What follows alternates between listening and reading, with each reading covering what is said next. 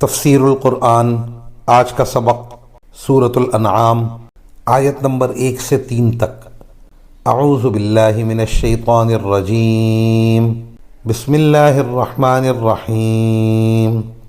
الحمد للہ الذی خلق السماوات والارض وجعل الظلمات والنور ثم الذین کفروا بربهم یعدلون۔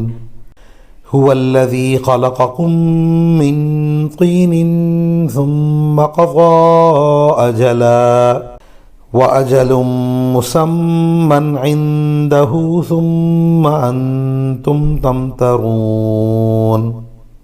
وهو الله في السماوات وفي الأرض يعلم سركم وجهركم ويعلم ما تكسبون۔ ترجمہ: تمام تعریفیں اللہ کی ہیں جس نے آسمانوں اور زمین کو پیدا کیا اور اندھیریاں اور روشنی بنائی۔ پھر بھی جن لوگوں نے کفر اپنا لیا ہے وہ دوسروں کو خدائی میں اپنے پروردگار کے برابر قرار دے رہے ہیں۔ وہی ذات ہے جس نے تم کو گیلی مٹی سے پیدا کیا، پھر تمہاری زندگی کی ایک میعاد مقرر کر دی اور دوبارہ زندہ ہونے کی ایک متعین میعاد اسی کے پاس ہے۔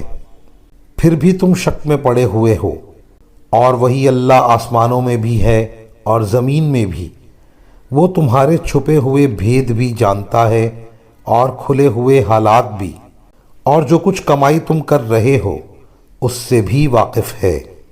ایک میعاد تو ہر انسان کی انفرادی زندگی کی ہے کہ وہ کب تک جیے گا۔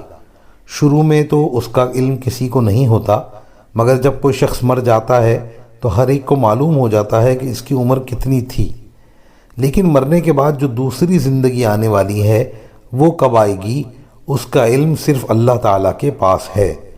وآخر دعوانا ان الحمد للہ رب العالمین۔